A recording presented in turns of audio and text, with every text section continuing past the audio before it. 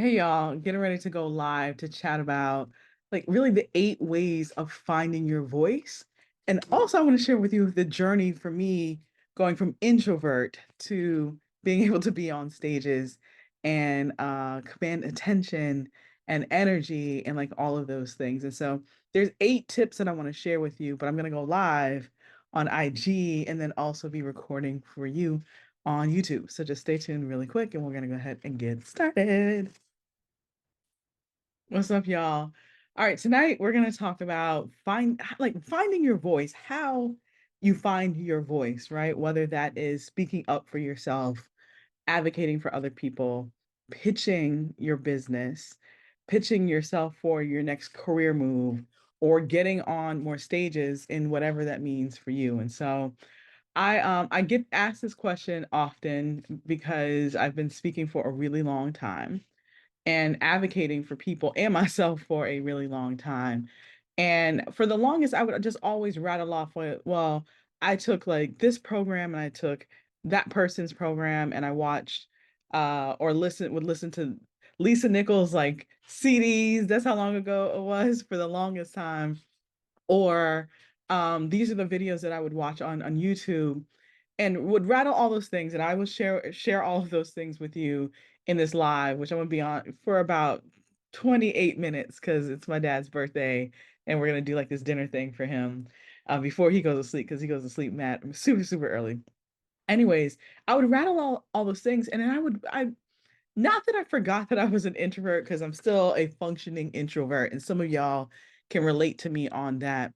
But I totally would just gloss over and kind of forget about spoken word poetry is where I really found my voice. And I'm interested for anyone that's joining me tonight for you to share like where you felt that was the impetus for you finding your voice, right?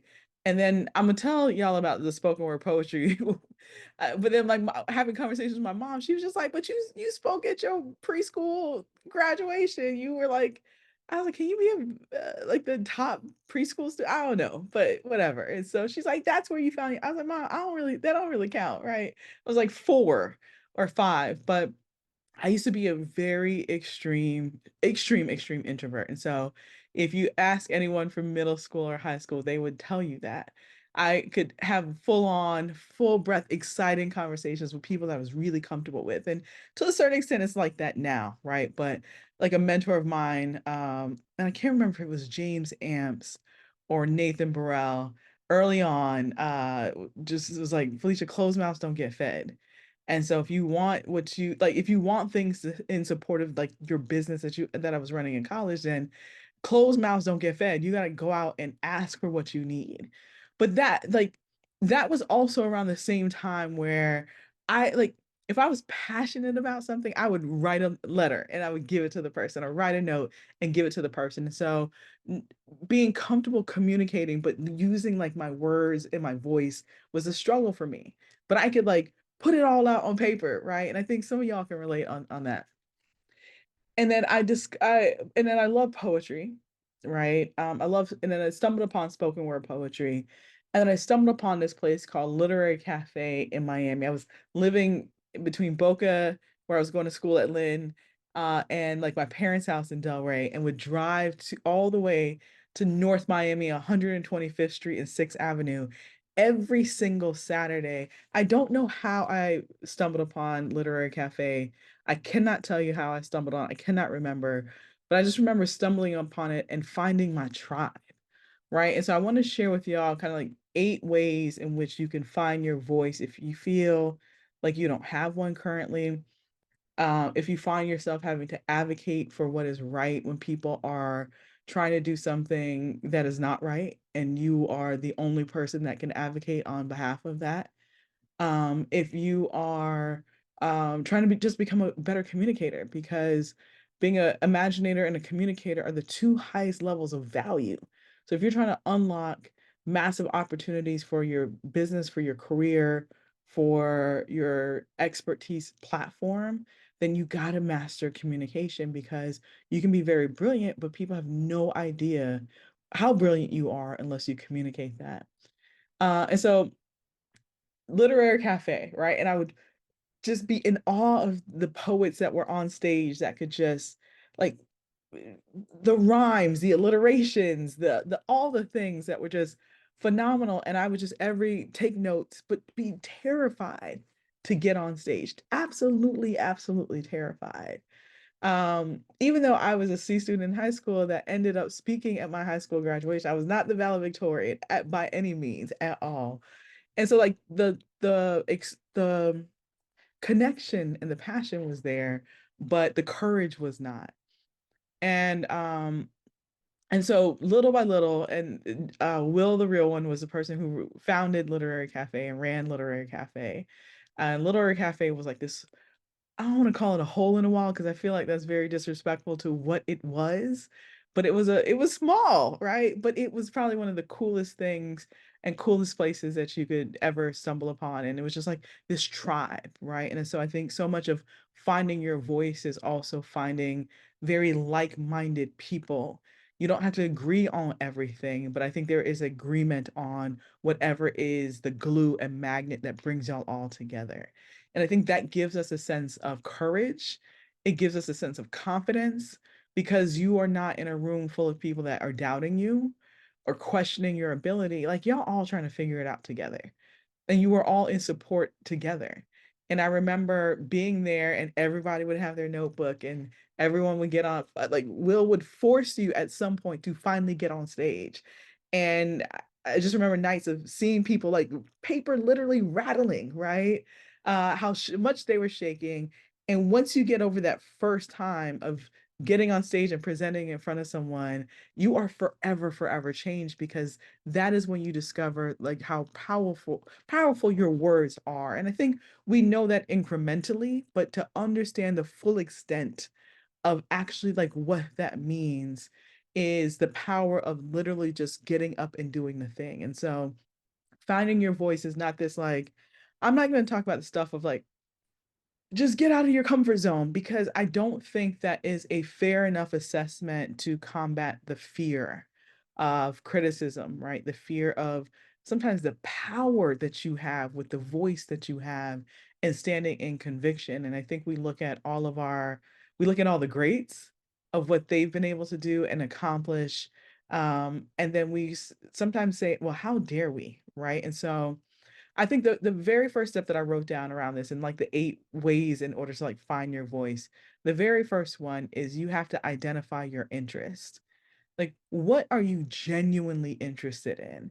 And I was having this conversation with someone today about going live more, being able to share their gifts. They have some phenomenal gifts, just came across a phenomenal milestone with their gifts and wants to find new opportunities.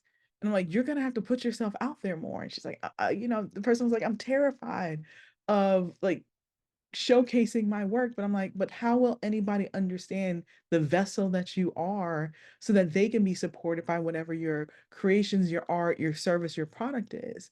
You got to communicate that, right? And you got to find, and it may not be like getting on a video and just selling, but start just documenting your process and walk people through why you do the thing that you do. And then you get to a point where then you start communicating the how of what you do, and then you get to a point where you're able to show people, well, this is how you can get um, what you need based off of how and why I do what I do. And so it can literally be an incremental process, but I think the easiest thing is identifying what your interests are and then just start sharing your interests with other people, not with the intention to sell anything, not with the intention of what the next step is, because I think sometimes we get bogged down with like that part of the process and we skip the baby steps of the process. You think about a kid learning something or doing something for the first time. I always hark back to watching my both my kids learn how to walk, right? And they want something at the other end of the room, and oftentimes that's the impetus that makes them start moving. And they can't walk, they can't run yet, right? But they start shuffling, right? Or they're in that walker, and that walker is like freedom to them, especially when they start getting their footing from being on their toes to being flat. You can't stop them, But in the interim of them learning, going from crawling to like standing up, and when they stand up and they're holding on to something. They don't just stand up, right? It's literally an incremental process. And I think one of the most beautiful things that you can do is literally watch a child do something for the very first time, ride a bike for the very first time. They cannot be taught how to ride in 30 minutes. But what you can help them do is literally get over the apprehension of the fear in 30 minutes so that they are going to fall. You know that they're going to fall. You're going to tell them that they're going to fall multiple times, but they will keep trying if they have the courage and they know at some point they're going to get it right. And that is going to give them the opportunity to the freedom of the whole new world of like being able to venture on the entire playground, right? And so somehow as adults, we forget that. And a lot of that has to do with the people around us or the person that has been disruptive in our life or highly judgmental in our life or the person we feel that we got something to prove to. And their criticism, even though they have no agency of your over your life, they don't help you do anything, they don't make you any money, they don't bring any resources, but they take up so much real estate in your head that like you know what to say, you know how to contribute, you know what to do, and they take up so much agency in your head and your body and in your throat till you don't say anything. You don't contribute when you know you got the thing to contribute. And so the biggest thing I think is number one is identifying your interests. And then number two is not only facing your fears, but naming your fears. Like, who is that person that pops up into your head, even if it's a micro millisecond? Name that person. So when it pops up, you're like, I'm not going to let Mike stand in my way. Like, I remember what he said to me when the first time I tried to make this audacious move, or the first time I spoke up and I had the right answer, or I had the right like contribution or plan, and this person doubted me. And I literally have been experienced another story for another time, right? And I'm like, no, this is the right pathway for it. And people can push you, prod you because they don't have the answer. And instead of just saying they don't have the answer, they try to silence you and minimize you in ways that I have experienced that I can't even begin to explain, but y'all know what I mean by that. And you have to be confident enough to name that person in that moment for yourself of saying, I am not going to let this person stop me anymore because I know the transformation or the thing that I need is on the other side of fear and on the other side of whatever that person's criticism is or their projections onto you to tell you that you can't do what you're supposed to do, that you're not supposed to speak, that you're just supposed to be meek in this moment and be run over. Hell no. Don't ever let anybody run over you. Don't ever let anybody run over you. Use your voice. That's what you have. And that is why communication and imagination, coming up with the ideas and then being able to communicate the ideas, are the two highest levels of value. They always are and they always will be. And that terrifies people. It absolutely terrifies them that you have the ideas and then you also have the ability to communicate the ideas. It's easy to run over somebody that does not know how to be resourceful, that does not know how to think, that does not know how to put their ideas out into the world, that does not know how to communicate their ideas to the world for adoption and utilization for the betterment of themselves and them and people, for them families and community, for whatever it is to make people's lives better and more efficient. Don't ever let anybody take your voice away from you. That is what you have. And so many people don't have that ability.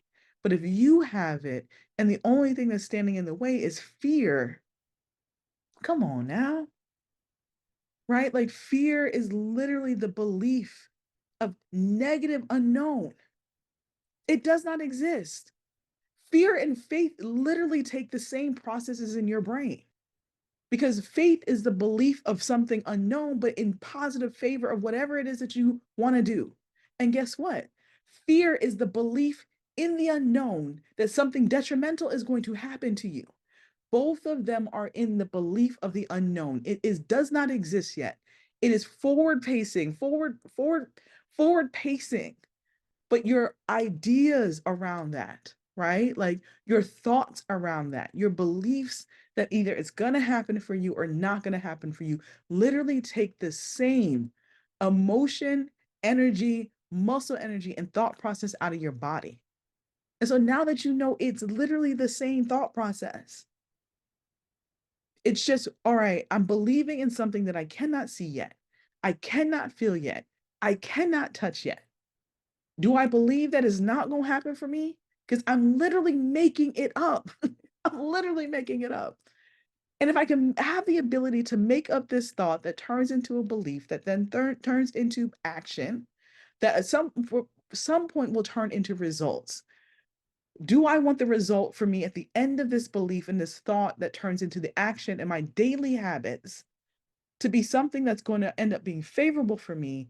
Or do I want it to be something that is going to be unfavorable for me? It's literally the end result that is different. But if you decide on the negative, all your thoughts, your emotions, your habits, your daily actions are in the deficit.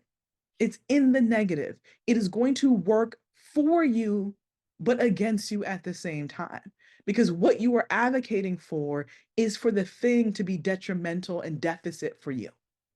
But if you work towards, like, I truly believe that this is going to happen for me. I truly believe that this is going to work out. I truly believe by using my voice, even if there's pushback, that at the end of the day, the thing that needs to be accomplished and needs to be communicated is going to meet the ears of the people that need it the most and know exactly what to do with it. Then the intention around that is going to be a positive outcome. That doesn't mean that you're not going to be tested when you have very strong beliefs in something positive. You're going to be tested all day long. All day long. Every day you're going to be tested. And it's unfortunate because, like, who wants to be tested? But it's also, it comes as a reminder of how bad do you really want this? How much do you really want to get on the other side of this so that you can get to your yellow brick road of success? It is a test because when you finally get to it, yeah, sometimes you're like, man, why did I have to go through that? And then you get to a point where, like, dang, it really pulled out a strength in me, a conviction in me that I did not know I had or that I needed to have until I fought that fight. And now, world, watch out. Huh? You can hear me? Okay. And so now, world, watch out. All right, so let me get back on track. And so number one is identifying your interests. What are you genuinely interested in? And you start building your voice around that, the why of it, the how of it, right? And then you get to a point where you're the vessel of it in support of whatever transaction that you want to have, whatever product or service, new technology, like whatever it is that you are selling, you do the incremental steps of just like aligning with what you're interested in first. Don't try and do it on, be it in something else that is not your domain. Stick to your genius around it and share your love and your passion of that. That helps you find your voice. I've been in conversations with people sometime when I'm like, the conversation is not something that is in my domain, but I have a power to change the conversation. And so I start asking and talking about things that are things that I'm genuinely interested in. And I share that. And then it turns the conversation around that people either become more curious, and then we're in a whole other conversation in which you can be comfortable in. You can always change the domain, or yeah, you can always change the domain, right? You can always change the conversation if you understand that you always have something to contribute. You may not be a polymath and talk about any and everything. My husband is a polymath. He's an insatiable reader. So he can literally talk about any and everything. I'm like, dude, how do you do that? Of course, he reads a lot. He's always read. And I'm a well-read reader, but nothing compared to my husband. So he's a polymath. He knows something about everything. I'm not like that. I got the things that I am genuinely interested in, and I am a drill down lifelong learner in it. And I actually kind of veered into number four without even realizing it. But number three. All right. So number one is identify your interests. Someone type this in the chat if you have time for me. Um, Number two is to name the fear. that is preventing you from using your voice. Give it a name. Usually it's a person. Usually it's someone within you, like within your sphere, or someone that you interface with in the past that said something to you, doubted you, treated you a certain way that you literally let live rent free in your head. And you pay them rent and mortgage every single time that you stop doing what you're supposed to do because of them, because of some BS stuff they said to you or did to you. And I'm not talking about like deep traumatic stuff because that requires therapy. It requires therapy, right? But like oftentimes it's just haters, doubters, naysayers. And you cannot let them own real estate in your body, in your head, and in your movements, in your thoughts, your actions, and your behaviors. We have to squash that. They don't have the right. They don't ever have the authority. They don't. All right. So back to it, the list. Identify your interests, name your fear, give it a name. Number three, identify what your values are, right? And so you have your interests here. Your values are like your core. They're your immutable laws. They are the things that you hold at very high regard and the line that you will not cross. They're the things that you hold in very high regard, and then they also are the line that you will not cross. Why do I like that term so much? And I've shared this before. Whether you are a Dave Chappelle fan or not, I'm gonna share this story. Um, there's this episode in Inside the Actor Studio where I cannot remember the gentleman's name who ran the show or created the show Inside the Actor Studio. Dave Chappelle was telling a story of when he was getting ready to go to Hollywood, right? In his, I think, early 20s, 19, 20 years old, got an opportunity to go to Hollywood. And he was having this conversation with his dad before he left. And his dad said to him, name the price that you are willing to pay in order to become successful. He was not talking about a dollar amount. He was talking about how far you're willing to go before you say, you know what, this is not for me. um and everyone, before you pursue anything, you need to know what you're willing to pay for the cost of success. You have to know what that amount is, that sacrifice on your body is, the sacrifice of not being able to be around friends or family because you are focused on whatever it is that you do. Or the opposite of that is when you start traveling in different circles and they're asking you to do things that do not align with your value system. And so you have to be clear on that. Otherwise, you compromise any and every which way, and people can smell that from a mile away.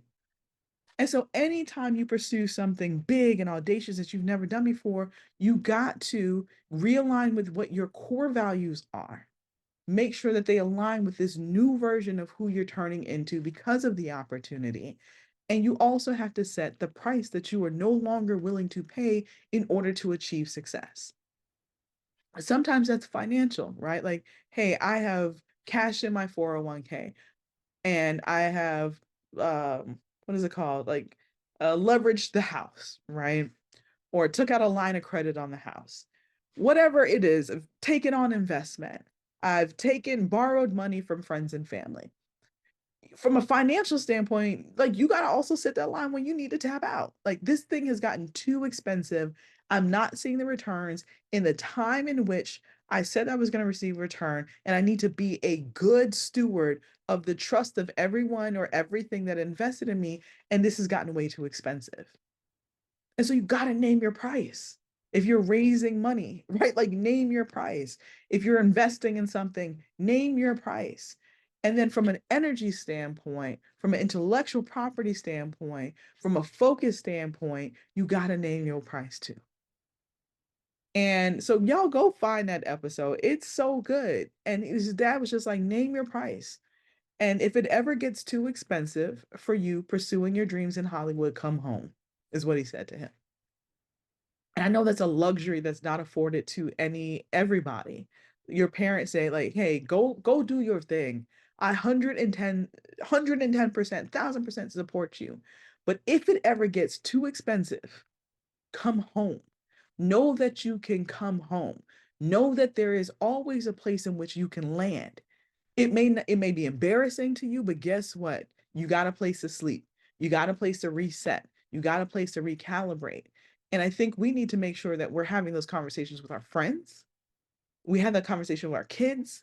We have that conversations with our family members. Like you, I mean, you want to be uncomfortable. You want to get comfortable being uncomfortable, right? Because that's where the magic happens and you test yourself and your strength. But you also need to know that, like, hey, if this stuff don't work out, I got a place to land. And it's not plan B. It is just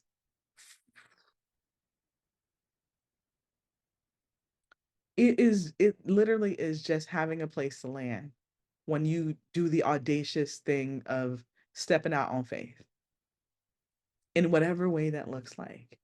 And sometimes it's like, hey, I got a car that I can sleep in the back seat of. I can land somewhere if this thing gets too expensive for me. I can land somewhere. And knowing that, I think really for a lot of us, if we utilize that mentally in the right way, it makes you go harder because you don't want to have to land there. But you know what? If you do, it's not that bad. And you can literally bounce back again. That's what receipts are for. You got receipts. Some of us longer than the CVS receipt. Why are CVS receipts so long? And having that circle or creating that circle in which you can land allows you to land and not crash and burn, right? And so, anyways, I'm getting off track again, right? And so you got to identify what your values are. And then you identify what your lines that you will not cross, right? And so number 3 is about values. Number 4 is reading.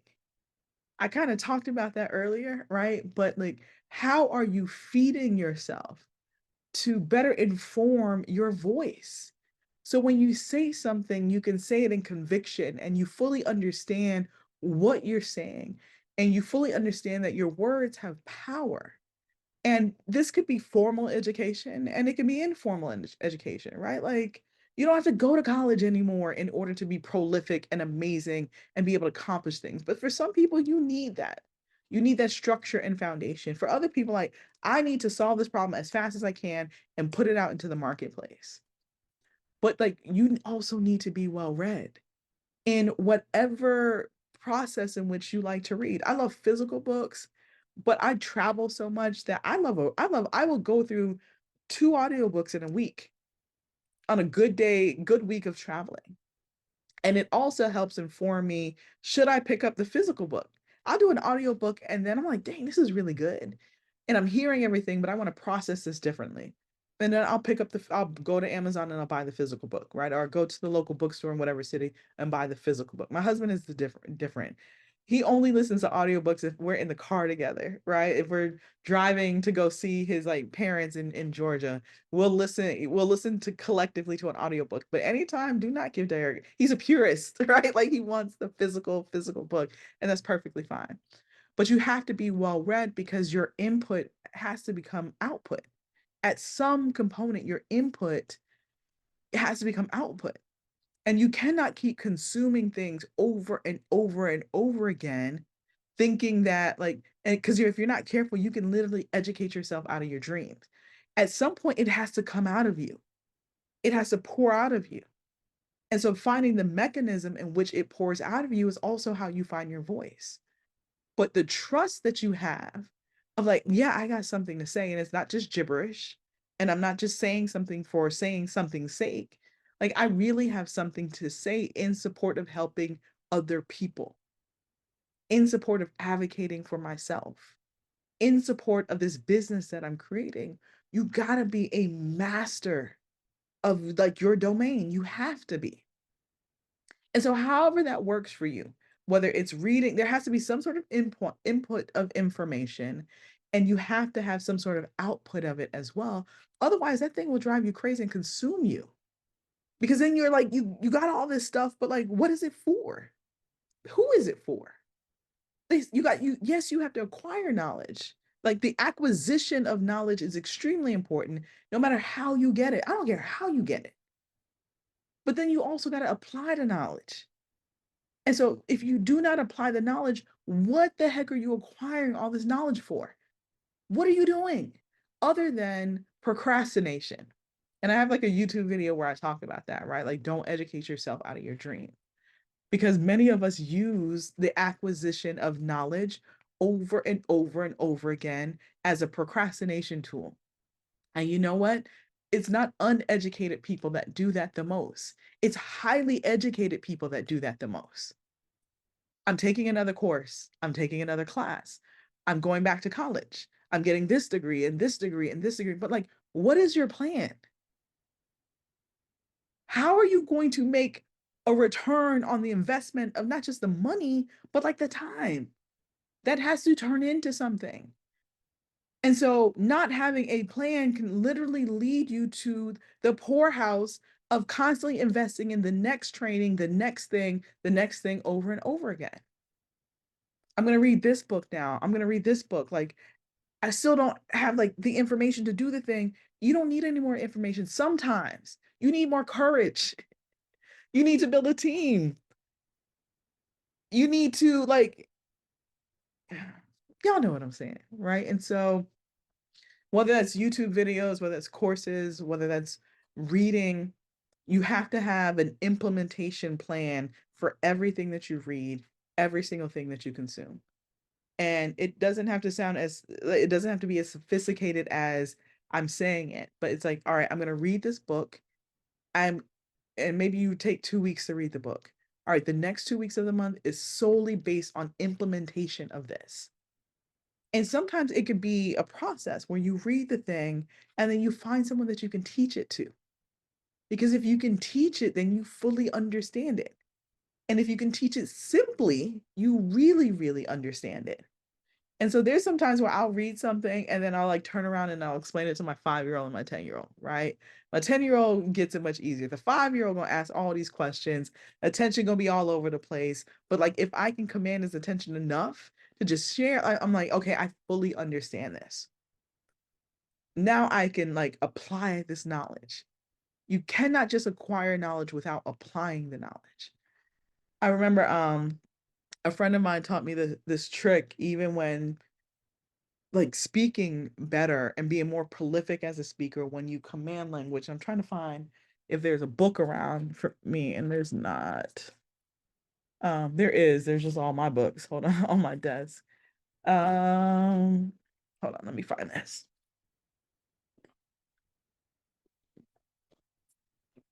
Okay. Derek has all the books on his desk. All right, so like this book right here, right? I got it from my friend Darlene. It's Shawnee O'Neill's book, right? I haven't read it yet. I will dive into it soon. Um, but this kind of like hack that a friend of mine taught me about how to become much more prolific reading the greats and being able to cite their work without stealing their work, right? Is when you read something, this isn't a good book to reference this, but I'm trying to find something. When you read something, uh, all right, when you read something, right? And I don't know about you guys, but when I read stuff, I'm usually bending up pages, I'm highlighting markers, pencils. It's really bad because I love the Sharpies to write with, so it's bad. Anyways, when you read something, instead of most of us are taught to, I don't know if y'all can see that, right? It just says Black Wives Matter. One of my greatest sources of pride is creating Basketball Wives and producing the show for more than 10 years. It changed my life and became a franchise that led to spin-offs like blah blah blah, right? Right. And so you read the thing, and if there's a really great quote or a really great set of information, instead of writing that down, what you do is write down what you thought when you read that thing. And when I listened to that, I was like, holy crap, because you can read and absorb the information, and it's very amazing and prolific to the point where it moves you. And so you don't then start quoting the word for word. You literally write down what you thought or what you felt in that moment of reading that thing. And then you go on live or you create content around your thoughts around that thing that you just read. It may not hit some of y'all right now, but it was a game changer. And it's oversimplifying the process a little bit. But then when you start listening to some of your most prolific speakers and they're doing all these quotes, oftentimes they're telling a point and then they're telling a story, right? There's a point and then there's a story around that. And that is how you become a much more prolific person and much more confident because you're absorbing information, but then it's going through the vessel, the thought process, the lived experiences of you. And so now you get to use this source and information, but it's with a very fresh perspective. It's a different look on it because it's coming and being funneled through you, your perspective, your life experiences, right? Um, I'm always talking about Zone of Genius. I'm always talking about the Big Leap book. And I remember being in the course for 2 years, y'all. 2 years. I'm not even gonna go into that. Phenomenal experience. It was just really hard for me to stay committed to like doing a course where I had to be live, you had to be on camera, you had to participate, and it didn't start until 8 o'clock at night on Thursdays, and it went for 4 hours. It was a struggle every single Thursday. Lord have mercy, but I made it through. Anyways, and when I would have to travel out of the country, sometimes I was taking the class at 12 or 1 o'clock in the morning for 3 or 4 hours. I was just like, Lord, help me. And I couldn't miss more than 3 classes in each like segment, each kind of cohort of the program over the course. Anyways, I totally forgot what I was saying. Dang, I totally forgot what I was saying. Why was I telling y'all that? Um, darn it. Oh, yes. And so to give you a different example on that, because this book wasn't the best example of that. When I took this program to become like a Big Leap certified coach, right? It everyone in there was more like a life coach. I'm not a life coach, right? Don't come to me for life coaching. This is my life coaching, right? And when I do these, but don't come, I'm not a life coach. You can't hire me to life coach you about anything. Um, and for me, my life experiences, my business experiences, I looked at that information from a business sense. Most of the people were looking at it from a life sense, right? And so I didn't really have any peers in the program because I'm like, this all applies to the business world, business mindset around getting to your zone of genius, productivity, building better teams, you being much better within yourself. And so I could literally read components or of like the training or the book, but then how I communicate it to others is through the lens of me with a business utility sense. And so I can use the context of Gay Hendricks, it's super, super prolific without infringing on any of his IP, any of his copyrights, any of that stuff in what he's written because I'm reading it and then I'm communicating it, creating products and services through the lens of me. And I know that sounds super easy, y'all, but so many people violate that, right? And the other part of that is so many people overthink the reading, the acquisition of information, and then how to output it and to other people. And that's such a simple way that I learned a while ago that allows you to be able to do that. Literally reading the thing, writing down not what you read, but what you felt or what you thought when you read it, and then using that to create the content, using that in your speeches, using that in your presentations, because now it's your purest thought because it's your interpretation of that in however you need to communicate that to others. I think is groundbreaking. If y'all don't, I just think it was things just got so much easier in processing really amazing information and wanting to be able to apply that and share that. All right.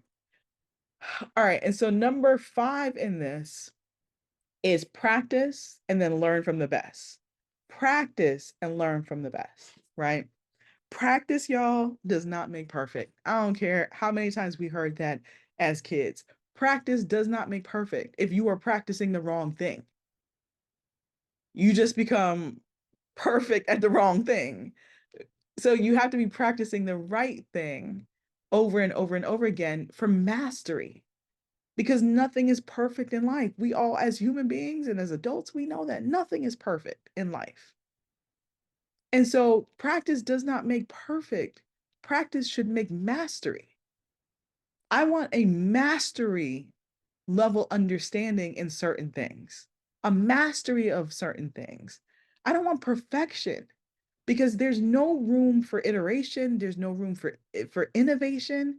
If like all I'm striving for is absolute perfection when I know perfection doesn't exist. Perfection doesn't exist. Nothing is perfect. If you study like Pareto's 80/20, like nothing is perfect. The most you ever gonna get in any situation, in anything, in any relationship, in any work environment is 80%. The other 20% gonna be straight BS. Like, what you gonna do with that? And so the most that you can strive for is mastery of the 80%. And no, the 20% is the minutia. It's the things that bog you down. Sometimes it's just a part of the process, but that's not where your profits are. It's not, right? Or actually, I'm saying it the wrong way. Y'all get what I'm saying, right? And so you don't want to get bogged down, but you also got to make sure that you are committed to a level of mastery in whatever your genius is, mastery in how you find your voice and communicate that. That is what you strive for, mastery, not perfection, mastery. But it does come with like an iterative process. It comes with getting on the stage as over and over and over again until you have a command and you have a mastery of your skill set. You have a mastery of your pitch deck. The world could be falling apart around you. The lights don't work. The projector doesn't work. People are falling asleep, and you can cut to the middle and the meat and potatoes of your presentation and wake everybody back up without a pitch deck. That's when you know people have a level of mastery. I've been in, I mean, we run a lot of pitch competitions, but I've been in so many pitch competitions where things just don't work out right. Like I remember in Ghana, we were outside. God, it was hot. We were doing our presentation, our pitch competition in Ghana. It was so hot, and the generator kept going out. And for some of this, and I felt bad, but we had to keep the show going, right? For some people, they could not function without their presentation deck. They didn't have a mastery of the information that they were getting ready to share. And for some people, they're like, man, I'm good. I'm gonna ad lib. I'm gonna figure this out, and I am not gonna let this stop the show. They have a mastery. And there was an unspoken about the fact that there was an ingenuity to them. There was something very unique about them that, like, I know my information, I know my stuff. And I don't need that thing. It would be helpful, but I don't need it because I know my stuff. And so practicing over and over again, getting in front of some sort of audience, and then using that same information and then also learning from the best. Like that is a form of not only the input that you need to have, but it also allows you to practice because you get to pick up the clues from the people who have mastered it at a really high level and do this every single day. And so, two places where I think are really helpful in learning from the best is literally finding who the best communicators are in your respective industry, your lane, and watching their presentations, their videos, listening to their audio over and over and over again. That's one of the best ways because you get to pick up like their stage presence. You get to pick up their command of the audience. You get to pick up how they round their words and their voices and the words that they say that land with you. Like take a journal when you're listening to prolific people that have found their voice and have a mastery of it, and every time something hits, like dang, that hit, like ooh, I felt something in my body, ooh, I got chills, like I immediately wanted to like hurry up and write that down or take a screenshot. Remind yourself what you felt in your body when they said or did the thing that made you want to act and react. Man, that was funny. What did they say? Let me write that down. And then when you write that down, you write the timestamp of it. And these are things that I've done and I still do to a certain extent. And then I go back and I don't just rewind back to that point. I go back a minute or 2 minutes and I'm looking at what the buildup was leading to that moment that I had an emotional reaction to it. Because there's a cadence and there's a dance to all of this, right? There's NLP a lot through most of this stuff. And when you're talking about sales and investors and customers and overcoming objections and all this stuff that comes along with fundraising or selling, like you got to master NLP, like master it. There's so many cool resources. One of the best programs that I took that really helped me is Eli Wild. He was Tony Robbins' 8-figure salesperson. I love his stuff. I remember the first time I met him was at a really expensive mastermind with Myron Golden. And he came up and he was like the closing speaker, very poised, didn't move around a lot on stage, start telling this story. And I remember turning to Derek and I was like, I don't know what that man just did to me. And I was just like, whoa, what just happened? And I was like, I don't know what he did to me, but like I want to buy whatever he's selling. And I didn't even know he wasn't even selling anything. But I was just like, I need to know what he just did because it was so compelling, it was so powerful, it was so inspiring. Hey, babes, that I needed to know more. I wanted to learn the techniques around that. Say hi. Hi. You see, you just got a fresh cut. All right, I'm almost finished. I know they can see. They want to. Okay, they can see it. Are you gonna show them your wiggly tooth? He's getting ready to lose his first tooth, y'all. I don't know what to do with myself, and he won't let me pull it out. So y'all see it? Point to it so they can know which one. That one. See, that's my wiggly tooth. This one is for the wiggly tooth. All right, let mommy finish. Mommy, Yeah, can I go cook the mac and cheese? go ask your dad. Yeah.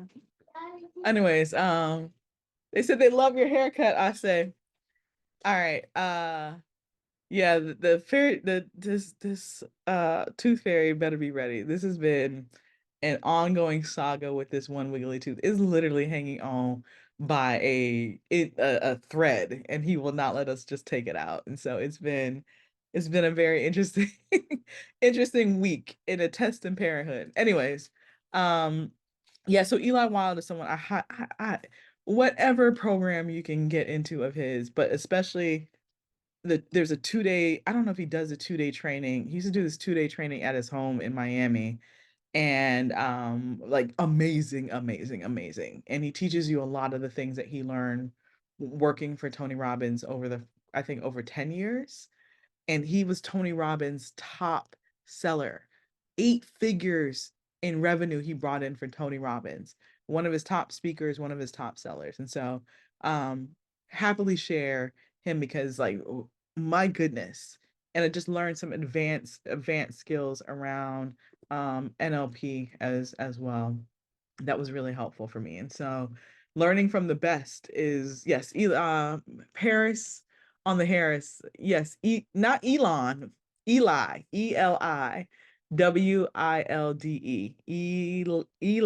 Wild. And NLP stands for natural. I saw someone ask earlier, natural language processing. No, no, no, no. Neuro linguistic processing. I'm sorry. Uh, programming. Goodness gracious, I'm forgetting. All right, so neuro linguistic programming is what NLP is, right? And it's really kind of the science around communication and personal development and psychotherapy. It's really, really, really fascinating stuff. There's a ton of videos on like the basics of it on YouTube, but if you want a really good trainer to train you on that stuff, then I would highly recommend any of his stuff. All right. Okay, so study the greats, study speakers. Don't become them because you need to become one of one within yourself, right? Don't become them. but study the greats and see where you can pick up and kind of implement into your communication style. Whether that's meeting with someone one on one and trying to figure out how to overcome their objections, their fears, trying to get some sort of resolution. I think when people talk about you got to create win win situations in negotiations, most people don't ever adopt the tools in which they can do so. Chris Voss's book, Never Split the Difference, I think is phenomenal in that he goes through a lot of NLP as well, of like I forgot it was with the FBI or the CIA, his masterclass on that. The book is phenomenal. The masterclass, yes, do that, right? And those things are really helpful to be able to kind of pick up things that you can use, right? But don't let them become you because you want to be a one-on-one, right? And so style you can pick up, cadence, stage presence. What where are you going? Are all the things that you can pick up. All right. The other part of that most people don't think about are some of the most prolific communicators to study in helping you find your voice. Most people think like go find the best speakers in the world. Jim Rome, Tony Robbins, Lisa Nichols, Eric Thomas, all phenomenal people who when I was in the early stages of building our food company Feverish Pops and all this doubt, all this long list of how are we going to do this? How are we going to afford that? Growing that company, right? Like I would literally just borrow their belief in me and the words that they would say. And on the ride to Miami to our store, I would just put their headphones on in order to drown out all the negative thoughts because my negative thoughts were so big and so heavy. That's why I spend so much time on IG talking about mindset because it has been the most transformational thing for me. And when my mindset shifted, the resources appeared.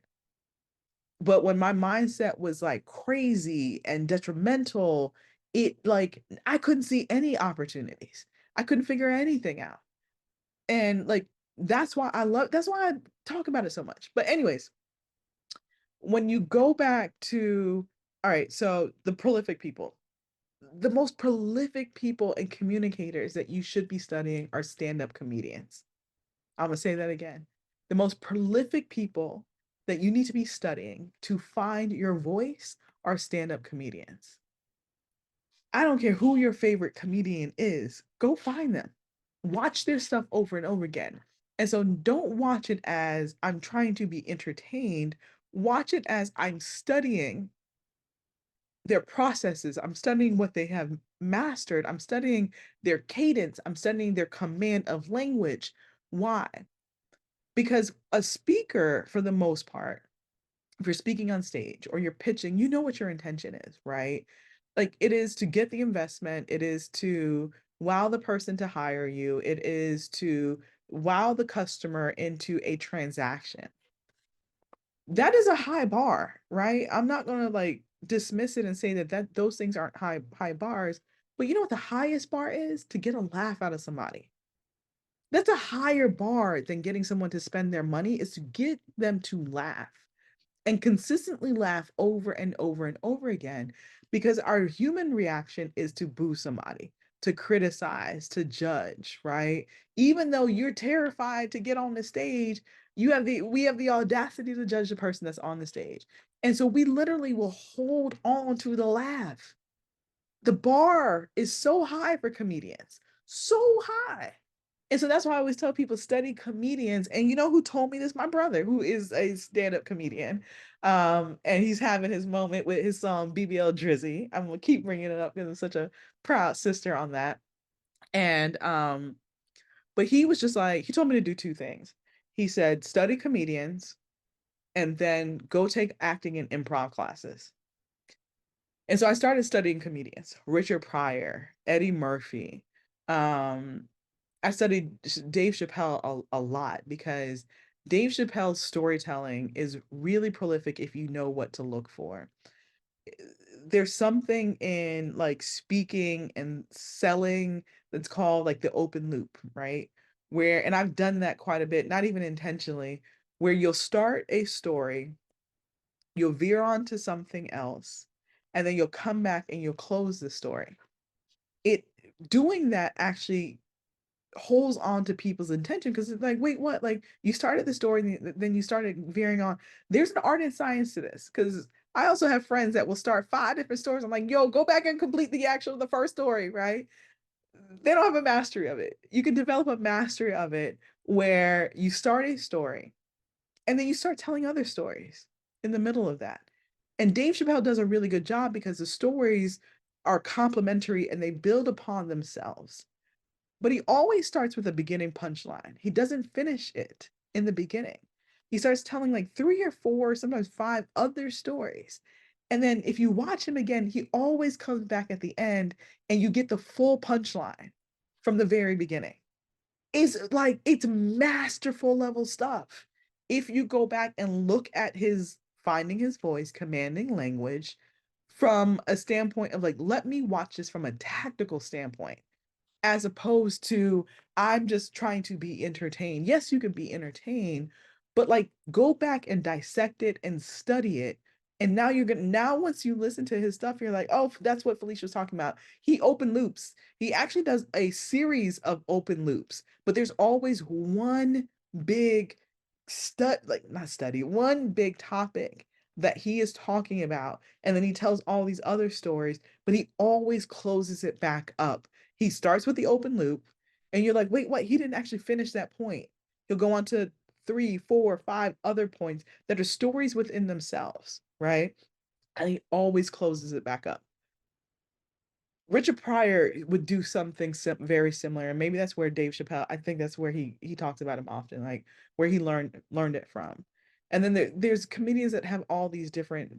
They have all these different styles, right? But comedians, the best comedians they are storytellers. They get up on that stage, and sometimes they're very self-deprecating stories, right? Like they're picking on themselves, they're picking on them families. If you look at DL DL Hughley. Oh, I say that five times fast. DL Hughley. Um, I don't know if he does this anymore because I haven't watched any of his things, but he's more of an interactive speaker and communicator, right? He has to play off the audience. And I believe it was him back in the day. Like his whole sets would literally just be picking on anybody in the audience. And I don't know how people still went. I mean, he was hilarious, but I don't know how people still went because Lord, God forbid you had to go to the bathroom. You would just sit there in your seat because like if I get up, he's gonna start riffing on me. But that was his. I don't know how much of the con and I imagine, right? Because professionals study and they practice more than they perform. Professionals practice more than they perform, kind of going back to number five, right? And so many of us don't realize that. You look at basketball players, they play, I don't know, what is it, 80 something games a year, but we have 365 days. They're practicing more than they actually perform. And most of us don't even want to give ourselves the opportunity of feeling like we're starting over. I love starting over on things. It refreshes me in a way that like reinvigorates like this passion, this excitement, this childhood like curiosity. Like why do we rob ourselves of that? Because of criticism? And I know what that feels like, right? Because I'm like, I've been working on like a book project and I was just like, dang, this has to be as good as like this thing. And if it's not, like, what do I we do it. But going back to go and study comedians. Now anytime you look at comedy, you're gonna like, where's the open loop, right? Or like, where's this and where's that? As a speaker, I have my stories, right? And I have my personal, like the transformation that I'm providing to people as a result of presenting. But I also like to riff off the audience in like a call and response kind of thing over and over and over again. That is really helpful because you put people a part of the learning process. If you're just speaking at them all the time, oftentimes people will get disengaged, even if it's really amazing information. You got to make them an active participant in the story and the transformation that you're providing them. And so preachers I see do that quite a bit. You see some rappers do that. Like, I don't know if they're doing it intentionally or it's part of like, this process that I'm talking about, but they'll say something and then they'll turn it on to the audience to say the thing. They'll rap some more, like, and so like as a fan, you're just like, yeah, man, I'm singing along with this person. That's actually like an NLP tactic. especially when it's done right. And then when you're speaking, you want to enroll people into the process of what you're wanting them to do, because you start training them to take action. And the first action is a thought that I can do the thing. And then the second part of the action is literally do it, saying it. Because if I can say it, then I can believe it. And if I can believe it, I can start putting, like, I can embody it. And then if can embody it, I start putting intention around that. And if I can put intention around that, I start to put action. And the action shouldn't wait until after you get off stage. The action should be happening as a part of your presentation. That's why call and response is so powerful. And so, hey, I asked this question, like, how many decisions do you think the average human being makes? I can say the average human being makes 30,000 decisions. I can say that. But I want them to be active in the transformation that I am getting ready to teach them. And so, how many decisions? People start throwing out all these different numbers. Everyone's active. And the people that were doubters in the room or inactive start to get more active or more comfortable being active. Why? Because of social proofing. Oftentimes, we don't want to be the first person to do something, even though we want to play, we want to be a part of it, we want to dance at the party, but we're waiting for one other person to start dancing so we don't look like the foolish person. And so, like, that's literally a transformation in itself, that if you don't enact some sort of call and response, there are people in the room that are waiting on the edge and they need what you are offering and providing, but they need someone else to make the move first. And so you can start embodying that and pulling that out of them just by changing one thing in your presentation, which is start incorporating call and response. It changes everything. It increases engagement, it increases participation. At the end of your presentation, you're gonna get like a really amazing like applause, because you have been indoctrinated. I don't want to say indoctrinating them, but you have been pulling out of them this resistance to being an active participant in their own transformation, right? And so the more that you ask them questions, right? I'm gonna tell you who I did Lisa Nichols Speak to Write Millions training. Ooh, this was has it been 10 years? It might have been 10 years ago. I don't know if I had my daughter. Anyways, but I did it a while ago in San Diego. Y'all, I got there and I was sick as a dog. I didn't even know what I was in San Diego. And I didn't even know if I could fly home. That's how, like, I did the first day, and then the second day I literally watched the live stream in the hotel that the thing was taking place. But I knew I needed to be in that environment. I got sick when I was there. I wasn't transmitting like the walking, not the walking. I had walking pneumonia. I didn't even know what that was, but I had to go visit a doctor before I got on a plane, because I'm like, I don't know what I have, but I feel awful. I don't know why I told y'all that story, but that's that was my experience there. And if you've ever watched Lisa Nichols, she does something that is call and response. It's also something else, and I can't remember the terminology for it right now. But she does this thing where she's presenting information, and then she'll start saying, like, she'll ask a question, and essentially it's like, do you agree or not agree? She doesn't give you an opportunity to say you don't agree. Just say yes, yes. And that's the beginning of a 30-minute or 40-minute presentation. By the time you get out of there, you have probably said yes, not just once, yes, yes, every single time, probably 50 times throughout the presentation. And if you take her sales training, she then tells you, you've said yes so much. By the time she's selling you something at the end, you're not going to say no, because you have said yes to her in response to the transformation, the stories, so many times that by the end of the afternoon, if you want to buy a book, you're saying yes. You're not only saying yes, you're saying yes, yes. You're going to buy her training, advanced training, or whatever. You're literally saying yes. And so her call and response is literally to say yes to yourself, and then like pull out of you and kind of invoke an emotion around yes. And then it becomes whether you buy anything or not, it just kind of sticks with you. You go home, you're eating dinner, your husband said, "Do you want broccoli?" Like, yes, yes.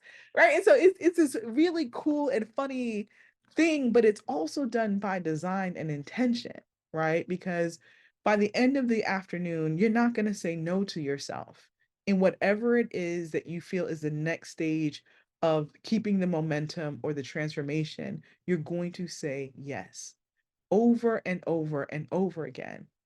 And I think it's such a powerful thing to watch her do, but it's also like, how can you incorporate that into one learning from the best, but then also in your process of how you become a better communicator and then be able to find your voice, right? Like how do you and it's easy, find your own thing. Don't say yes, yes, right? But find your own thing. And there's all these different sayings that so many people have.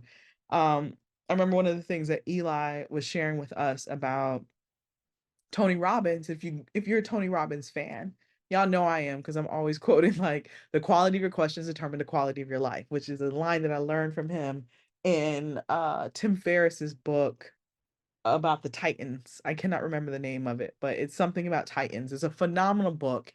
I think it has like 100 different stories of some of the most successful people in almost kind of case study format. It's out in Derek's book room, but something Titans by Tim Ferriss. Tim Ferriss's book is also good. The 4 Hour Work Week is a phenomenal, phenomenal book. Um, I feel like it's maybe a little bit dated now. I don't know if he's come out with a new edition of it. Anyways, inside Tim Ferriss's book about the Titans, he is no, I'm sorry, that's not something. I'm going in a different direction. Eli, who was Tony Robbins' like top seller, says that in this cadence in which Tony Robbins starts his presentations and actually goes through the whole thing, I think he said Tony Robbins asked about 10 or 20 questions in the first 5 minutes of his presentations. 10 to 20 questions. I can't remember if he said 10 or 20. I feel like it was 20 questions in the first 5 minutes of his presentations. And so you have Lisa Nichols that does yes, yes. You have Tony Robbins that's asking 20 questions in the first 5 minutes. And like when you hear that, you're just like, well, damn. Like, how was that entertaining or transformational? By asking questions, you make people participate in the process, right? They participate in the process so that they can own their personal transformation or their personal responsibility in whatever brought them there and where they're trying to go. Is by asking people quality questions, it changes the quality of their life because you got to ask the questions and then you have to get the answers. And I was just like, did he really? And then I pulled up like a video and I was like, oh my God, he did ask like just a question after question after question after question after question. I was like, damn, that's good. I never realized that because you can get so ingrained into just like listening to them, and some of them do hypnosis. I've not ventured into that. It sounds a little scary. Some of them do NLP and also hypnosis. So sometimes is that, right? But I think it's just fascinating when you understand the principles and the strategies and the tactics around what they're doing. Like once you study those things and then you go back, it's just mind blowing because then you get to better assess it and then you take from it what is helpful for you, and then you leave the rest, right? That's why number 4 is like read and have the input and the output. Number 5 is practice and then learn from the best. All right, let me go through this because I went way over the time I planned to. But don't fret because I told y'all my dad dinner plans had actually changed, and so that's what Derek was coming to tell me about. And so 5 is embrace your authenticity. No, I'm sorry, that's number 6. Number 6, embrace your authenticity. Someone said I use yes, yes on a daily basis after listening to her. I also like Myron Golden says, are you picking up what I'm putting down? And it is so infectious. And some of these things are they are meant to be infectious because anytime you're doubting yourself or anytime like sometimes it's quirky, but it's almost like your signature. and it's a part of your brand. And so people will leave you and it's like, man, I can't stop saying this, right? I can't. And every time I say this, I think back to that person. And one of the most amazing things that you can do when you find your voice is figure out a way to be memorable. Figure out a way to be memorable. One of the most memorable things that I've done is telling that, like, "Who are you uninterrupted?" story, but then that line. When that video went viral, like, my inbox was flooded, flooded. I think it's done 5 million views between, like, the 2 times it's been posted on IG and then TikTok and then YouTube, like, would have never expected it. That video had literally just been sitting in my email, and I finally decided for, like, 6 months, it had been the whole thing is was posted on the organizer's YouTube. It had maybe 100 views, and I sent it to this team that does my reels for me, and they cut it up, and I posted it, and it went crazy. And when I say it was just sitting in my email, I'd watched the video, I was like, I don't have time to do anything with this." And I never would have thought just I told that story so many times, but, like, being able to tell that and as succinctly as it was edited, it just went crazy, right? And so sometimes we think that we have to have, like, this thing over here. Sometimes we just have to shrink it and edit it in a way that's very digestible for people, right? And so when I teach people communication skills, I'm oftentimes telling them to be very succinct and talk in sound bites, and then always have something memorable to say. So when you leave there, if they don't remember anything else, because people's attention spans are really short, they never gonna forget that thing. I remember a friend of mine, Danny, I don't remember what event we were at, and she was talking to somebody, and then she said to them right before we left, "How do I make sure that this conversation is memorable for you?" She's like, "Wait, what? I've never heard anyone say that before." And the person's initial reaction was to start laughing. And I was just like and I don't even think they knew what to say, they just laughed, and guess what? They never forgot that, I never forgot that, right? And she's like, "Tell me how I can make this memorable for you." Sometimes just the questions that we ask, without even having the answer or the action, but the question that we ask is memorable within itself. And so, like, "Who am I uninterrupted?"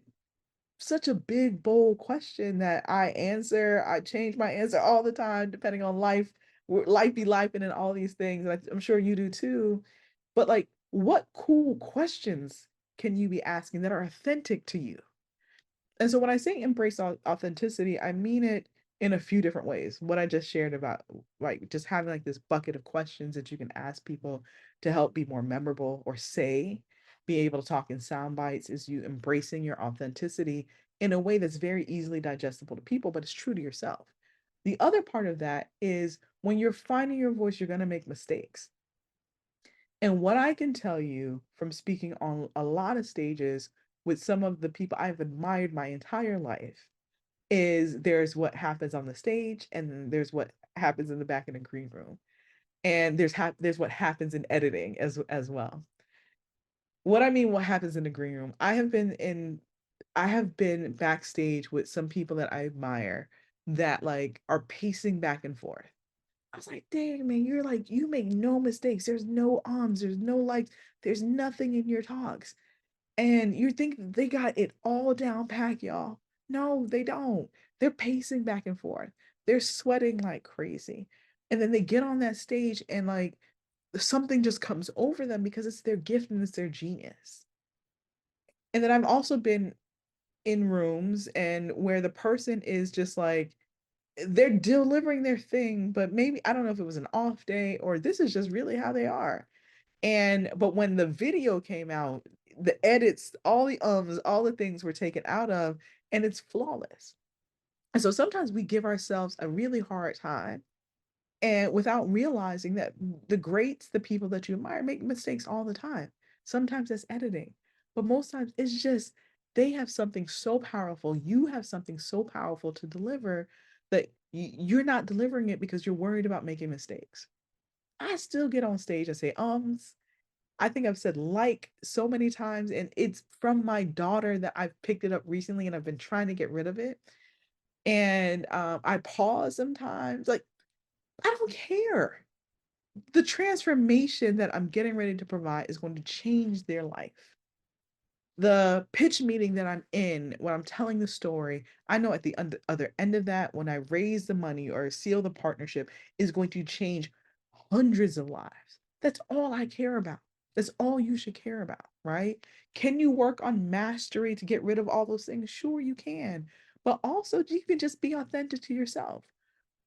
If you get on a stage or you get to a meeting and you're nervous, literally say the thing. I'm really nervous right now. Like I'm stumbling over my words. Say it. Call it out. Cause if you don't call it out, it consumes all your thoughts. Like, oh my God, like they can like just say it. And literally, I promise you, the minute you release that, you get to come back into your body as your authentic self. And it frees you because most time the other person on the other end of you is just like, man, I don't know how they do that thing, right? Or like, man, they're really nervous, but I'm so nervous I could never get on that stage, but I'm on the receiving end of that. I'm gonna just look at them crazy with the side eye because that's all I can do while they fumble. If you fumble, just call it out. When I'm on stage and I stumble over my words, and y'all have actually, I think I've done that twice since I've been stumbling all night, but anyways, but I've stumbled over a word and now y'all are gonna know what I do, but it's probably pretty obvious too. I'll be like, man, say that word 5 times fast. That's my thing. And I laugh, they laugh, I laugh about it, they laugh about it, and I keep going.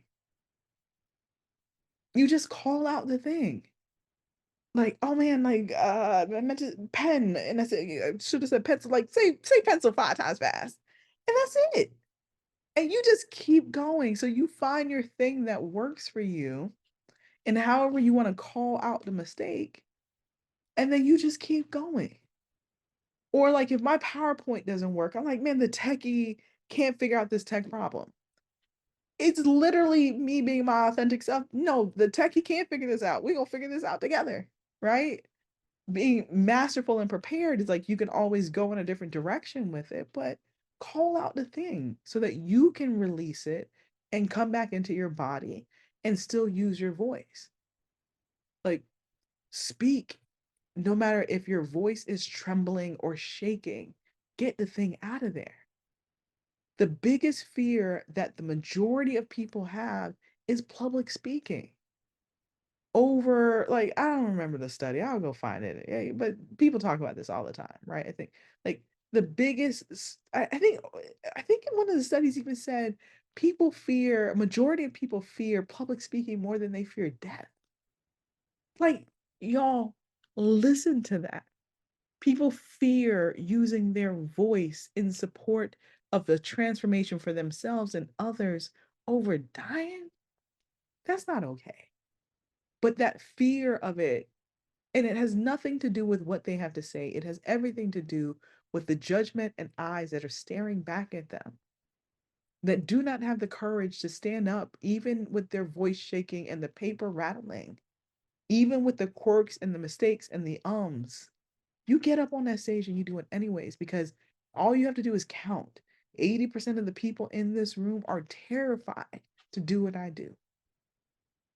But if I can help them be less terrified by doing what I do and by calling out that I'm nervous, you say that, I promise you, the 80% of that room kind of do like this collective, like, and they take a deep breath and they say, well, I will not judge them on any of this stuff anymore because they literally just called out the thing. They're nervous, but they're up there anyways. They're terrified. They're up there anyways. You are up there anyways. Do the thing because most people in this world are terrified to do what you do. Terrified. All right, so that's embracing. That is number 6. Excuse me. Um,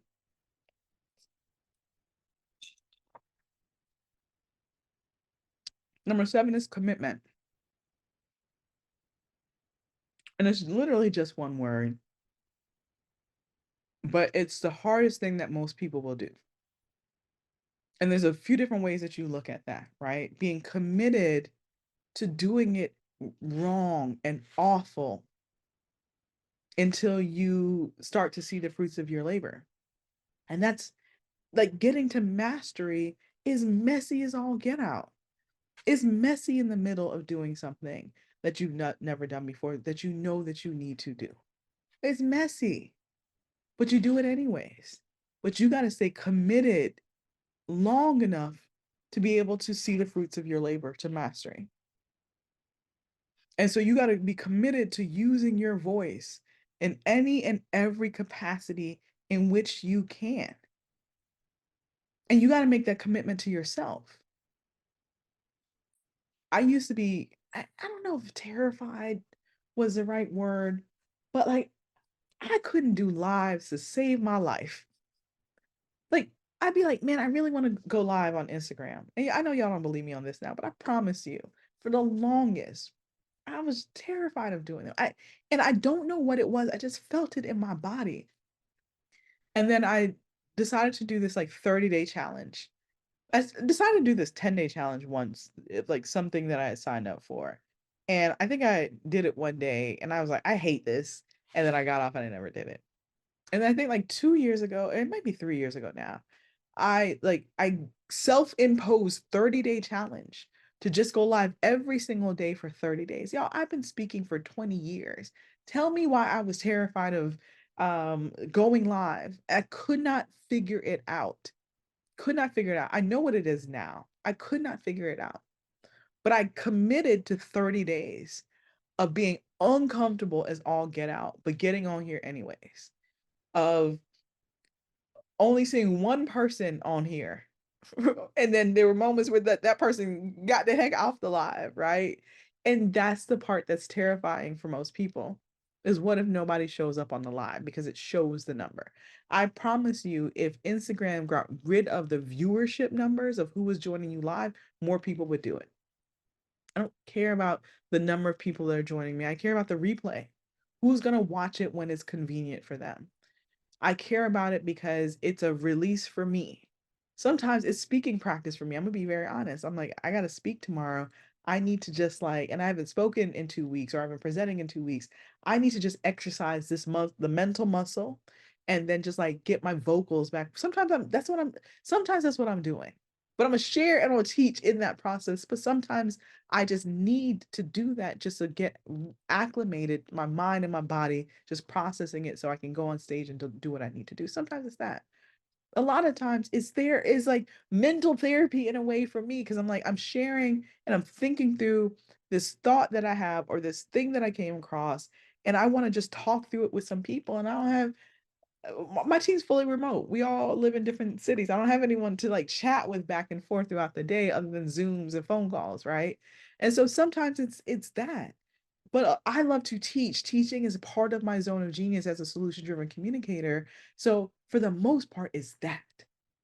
And then lastly, it's content creation because I am will do a live and then I will send the link to my team that does reels. They'll take that live, they'll cut it up into 10 45-second to 60-minute reels, and then we drip that throughout the month. They do it for my lives, they do it for my speaking. And that's how we create content. And now just getting ready to hire somebody that's gonna take those videos and then create some carousels, right? But that's what we do. That's what the process is. And it serves multiple capacities, right? Or multiple utilities, but that is what it is. So it's teaching and sharing. It's definitely community building as well. It allows me to process information and thoughts and cool things that I would like to talk about. It's teaching. Sometimes it's selling, right? Like I may have a program coming up, or we had the Black Ambition applications just closed last week with record amazing numbers, right? I have like my Monetize Your Genius training coming up on Saturday that I'm super excited about. Go register for that. Sometimes it's those things. And then the rest of it is like, hey, this is amazing content, but people may not sit through an hour of my IG live, but they'll quickly grasp the concept in 45 seconds or 30 seconds or 60 seconds. So let's put this in small, digestible components And if they love the 60 seconds, they'll go and watch the 60 minutes, right? And I've gotten people all the time who's just like, you do full master classes in your IG lives. Like you need to put that behind a paywall and or put it on YouTube, all those things. I'm like, I love this domain. But let me tell you why I realized why lives were terrifying to me. As someone who's been speaking for 20 years, I like the interaction. Remember when I was talking about DL Hughley? Like his form of comedy is my form of speaking. Not 100%, but I would say maybe about 50 to 60% of it is like real time interaction with someone I'm talking to. And it took me a really long time to realize that's the thing that felt so weird to me about live is that not only can I not see who I'm talking to, I can't interact with them in real time. I don't see emotions in real time. I don't see reactions in real time. There's not this like real life human component to it. There's that. And so sometimes you got to find your domain using your voice that fits to how you best perform and show up. And so that is the thing that I had to overcome. Now, I love doing this, right? And because I can interact with people in the comments, it's still not 100% the best way that I like to do this, but I've become much more comfortable with that process, right? And so I think going back to kind of naming your fear, which was what number 2, I had to realize that was the fear of talking to nobody. And it wasn't so much like the viewership, it was just like, I don't have anybody to riff off of. And so this feels very one-sided for me, which is just very hard for me to develop a new kind of muscle around this that is now something that I'm quite comfortable with. But I promise you, you can't even go back 3 years. I don't, it might even been 2 years where I would do lives consistently because it's someone said who said that the radio silence that is what used to terrify me. Justafa hosting a radio show, no audience, no. s- Listen, I am still there. Dr. Jail, hey, the in-person human experience and the rifts. Something interesting that came out of the pandemic, right? For a lot of motivational and public speakers that would like do the speaker circuits, the conferences, all of that stuff is a lot of them, the greats, a lot of the like top of the line who are charging 60, 70, $100,000, $200,000 to speak for 30 minutes. Yes, that's real money in that industry. Um, Struggles during the pandemic, struggled like their businesses struggled, but they struggled personally because they are audience two-way, three-way, one to masses type of speakers. And they struggled because in Zooms, they no longer had that. They struggled. It was really hard. I saw some of my favorite people in virtual conferences completely bomb. And then some of them were old school. So you can activate the chat, and there's all these really cool ways to activate the chat, but like they couldn't like figure the thing out and activate the chat and like all these things. It was a real struggle for some of the people that are absolute greats that charge 6 figures to speak. Like one of my favorite speakers, I saw this person absolutely bomb. And I was just like, my mind was so boggled because I'm like, this isn't like this person ever. Ever. And it was that, right? And then in other instances, I saw some people just that were not great speakers, but became very amazing virtual entertainers. And that was really refreshing to kind of see that rise up as a result of that. They knew how to use the technology. Knew how to make it very interactive. The content was okay, but they knew how to entertain people that were in like Zoom purgatory and now like Zooms all day with their, with whatever they were doing with work, and they had to sit through a full day conference. You had to figure out and develop new muscles around that. Anyways, let's see. I need to figure out how to get the back and forth when speaking. It's It's enrolling the audience and it's asking them questions. But it is something that you have to work on, right? And so I have it baked in when I present, and sometimes I forget to do it.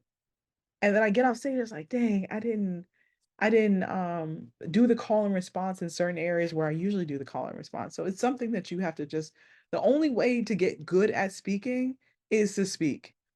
You can study communication your entire life and know all the principles and the strategies, but if you don't get up and exercise that muscle, you will not become prolific at it. You cannot study your way to this without actually applying it. Correct me if I'm wrong, right? Because there's really smart people on here. Correct me if I'm wrong. I don't know how you become a better speaker without speaking. You literally have to do the thing, and you have to be committed to it long enough and suck at it long enough before it starts getting good for you.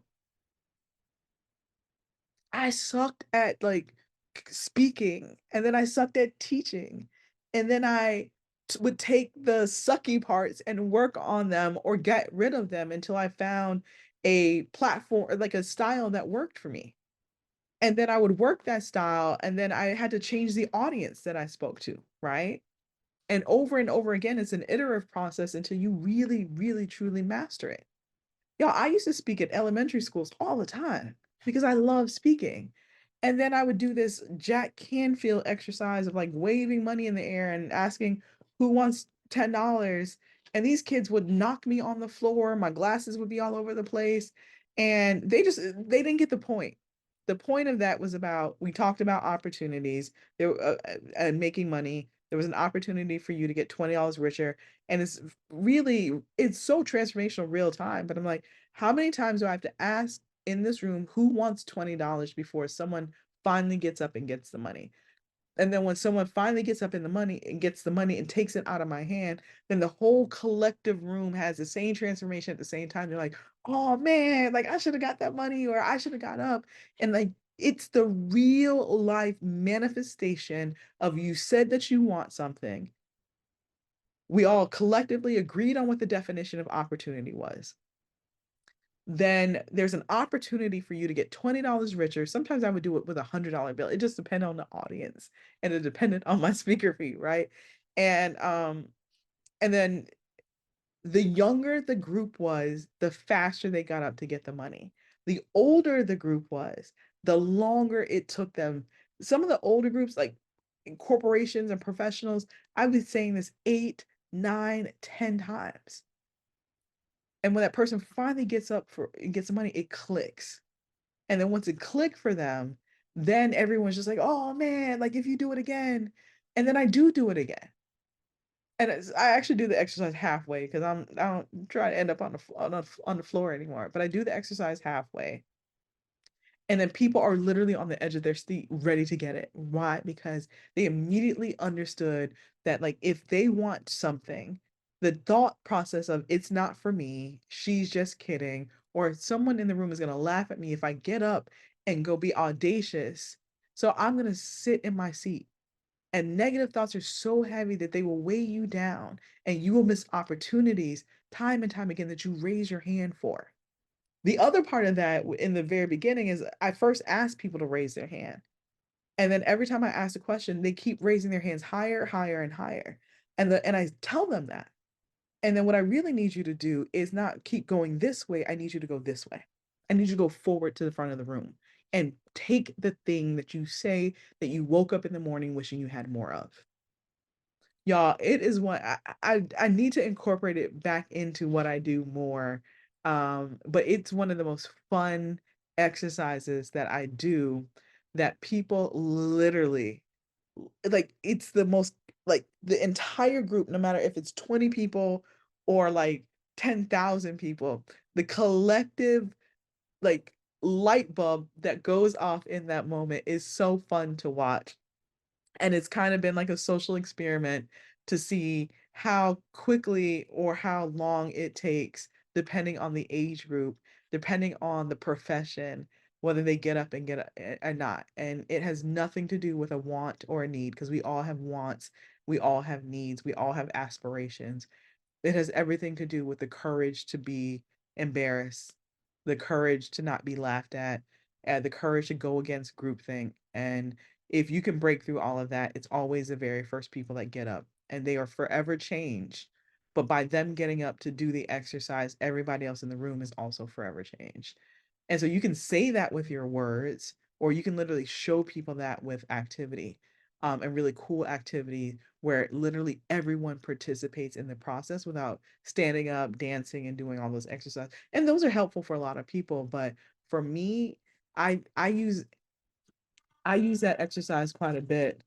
I use that exercise quite a bit if the introduction for me was really crazy and not that great, if the speaker before me was really boring, if I feel for whatever reason that the audience isn't really like clicking to what I'm teaching, I will do that just to kind of like invigorate the audience and kind of bring them back to centering on the message.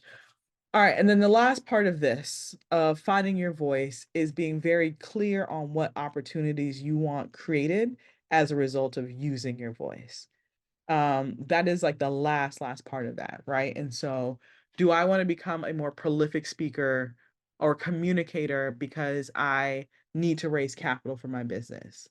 Very real, right? I interface with entrepreneurs all the time that like, man, this is a really cool product, but you're not the right person to do this. You don't have the skill set to do this. There's so much fear in your voice that it's channeling something completely different. It's not channeling trust. And if you're raising money, you have to command and communicate trust, especially if you're someone of color, right? It's just the real reality of it. You have to command, you have to have a body physiology that invokes trust. And so much of that is a command of language, right? Are you advocating for someone or a certain cause? You got to know what opportunities you want to create as a result of that. Are you trying to become a better communicator because you're trying to give yourself a raise or build wealth with speaking? Listen to some of the fees I charted off about some of the most prolific people that we listen to. I'm like, what are you charging? What? But it's really real because especially if you can provide a transformation for people. So are you raising money? Are you selling are you trying to get more users into your app? Are you um trying to pay for your vacations? Are you building wealth? Are you trying to retire someone? You're trying to retire yourself. You got to know what getting a better command of language looks like and feels like for you, so that you know your why that's centered around it. It's not always about you're trying to build a speaking business. That's fantastic. That's great. I've done that. I teach that in Monetize Your Genius, right? Um, and I've taught people how to use speaking fees to raise money for their startup so that you literally become your own VC, how to have a better command of language just to advocate for yourself better about the things that you want, to be able to better promote your brand, whether it's your personal brand, whether it's the company that you're building, whether it's a company that you're working for. Being able to be a better communicator catapults you like ever before into whatever opportunity is because you've named what the opportunity is. You've named it. That's your zone of opportunity that comes after identifying what your zone of genius is. And then teaching yourself, then, like, how do I want to either monetize this genius or tap into my zones of impact and opportunity as a result of finding my voice? And then what do you want finding your voice to do for you? You have to know what that is. Like, I cannot stress that enough because otherwise, why are you doing it? You have to know. It can't just be like, man, I just want to I don't know. I want to sing like whatever it is. Like if it's this frivolous thing, don't go down that path. Go do something else. But if you are finding your voice, that means you want to use your voice. Why do you want to use your voice? And what do you want it to do for you financially? What do you want it to do from an impact standpoint of like how it's going to impact your community to make it better? And then what kind of life do you want to live as a result of finding your voice? And those are the things that you have to map out first. Oh my gosh. You have to map those things out first. My daughter just kicked the door. I was like, "What's going on?" Someone said that. Who is that? Really, Jess. You have to believe that you absolutely have to believe that you can do it, right?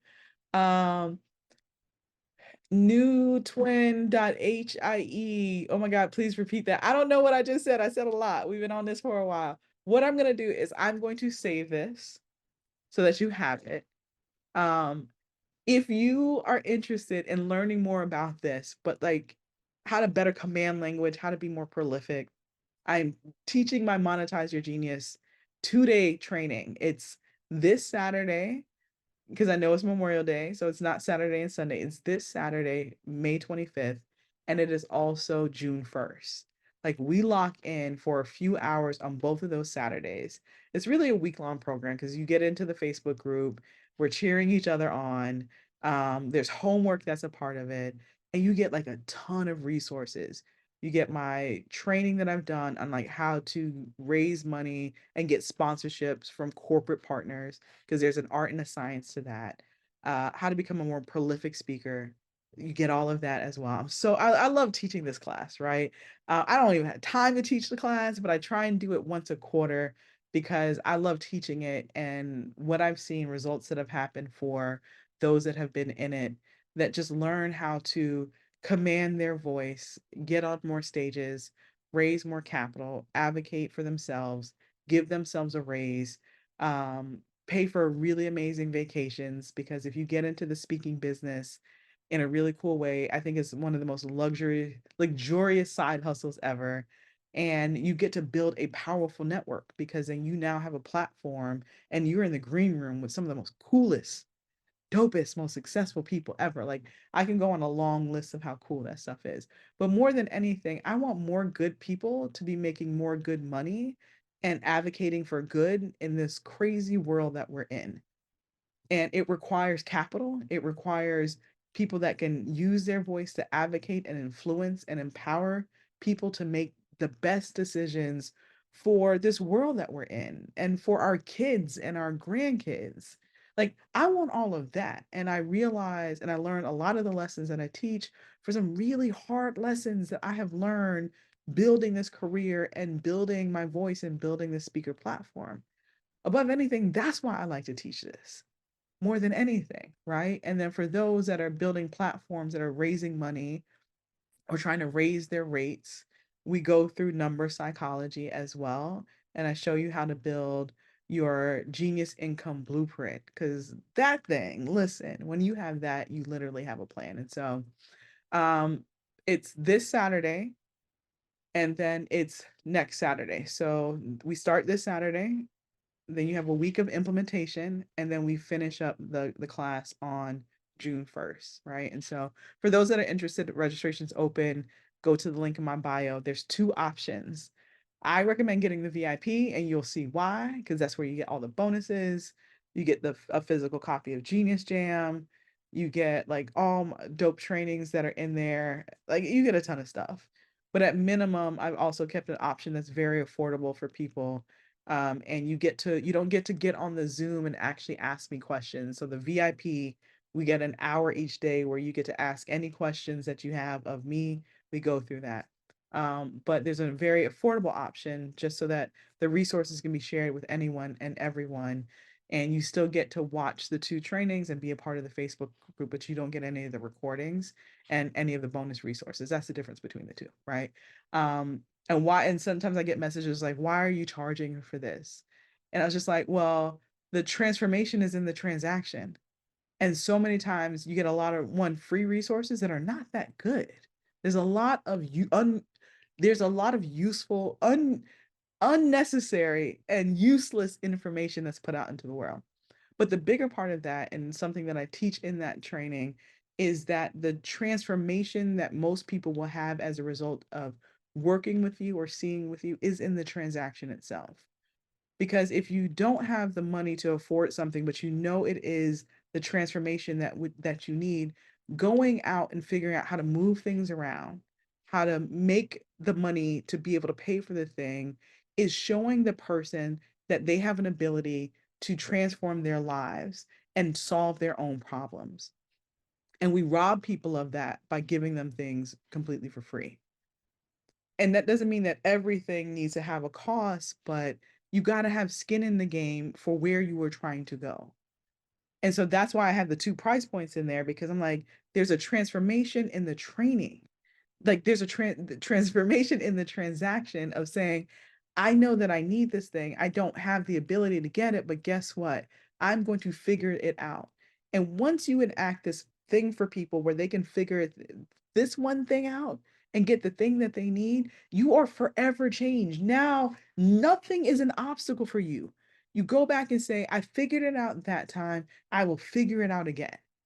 And I know this because I remember Derek and I were in this program, and I've been a lot part of a lot of fellowships, a lot of programs that were usually paid for by someone else, or I, made it through to the top finalists of something. The program was free, but that was a transformation within itself.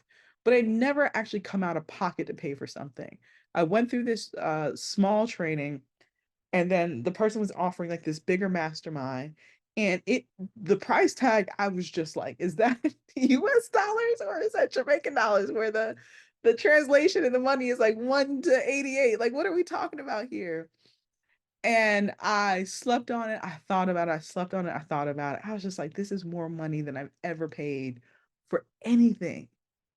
And when I kept sleeping on it and thinking about it, and what kept coming to mind, because I was like, maybe I can find something else cheaper, was that it was gonna take me longer to get where I was trying to go.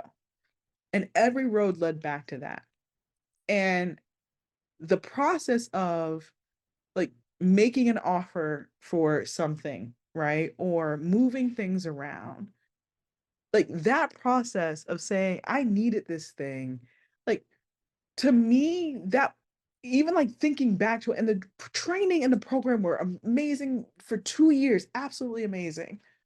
But I always hark back to, like, that week or 2 week I think it was always almost 2 weeks of moving things around in order to pay a substantial deposit to be a part of that mastermind program. And that ability to solve that problem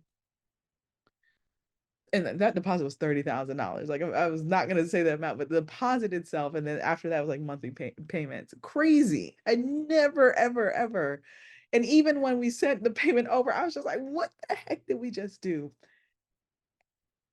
That process of figuring it out at that time forever changed me that there's no problem that I cannot solve and figure out, especially if it's something that needs to be paid for. And so the program was amazing, but, like, going through that process, it, like, mentally completely changed me. And that's what made me fully understand that oftentimes the transformation personally is literally in the transaction.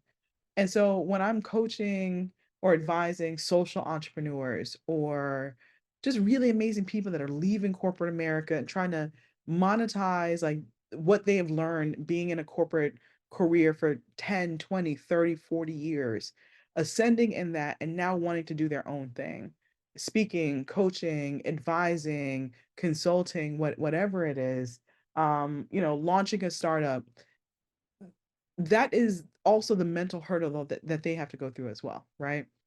And helping them understand that you rob people of this experience of figuring things out for themselves if they don't go through that process themselves. And so I just wanted to share that with y'all because it was so eye-opening for me. Whether you join Monetize Your Genius or not, like understand that nugget that the transformation is in the transaction itself because it just forces you to, if you want it bad enough, to use a muscle to figure the thing out. And once you figure something out for the first time, you now know that you have the power to figure any and everything out that ever comes in your way that is trying to swallow you whole by using your voice, using your creativity, and using your ingenuity. So, all right, y'all, I gotta go. I will save this although it's rather long, Dr. Gerald, we must pay Black women. Amen. Someone says say that again. And thank you for who posted that. The transformation is literally in the transaction. Paris, not Harris. it's a fair exchange for money is an energy exchange, information is an energy exchange, conflating time. Because you can go through YouTube videos for any and everything that you want, but the time that it takes to get there is much longer, and time is a commodity that none of us get back. It's the most expensive thing that you have, right? And so to be able to get to a thing much faster, um, is power within itself. It's the absolute power to be able to get that time back by getting and knowing exactly what you need and exactly what to ask for in whatever thing that you do. So I hope that I see some of you this Saturday, and all of next week in the Facebook group. And then we have 2 days, so 2 Saturdays. And so May 25th and then also June 1st. And those that sign up for VIP, you get the recording. So if you got a busy Memorial Day weekend, then you can get the full recordings, and then you have that for an extended period of time if you join the VIP. And so that's what it is. So, and for anyone that was just like, I thought you was going to dinner with your dad. My dad moved it to Sunday, so that's why I got to stay on here with a little bit more of an extended time with y'all. All right. Good night, y'all. Enjoy. I will post a replay on this soon, and then I hope to see y'all on Saturday and monetize your genius challenge. Bye, y'all.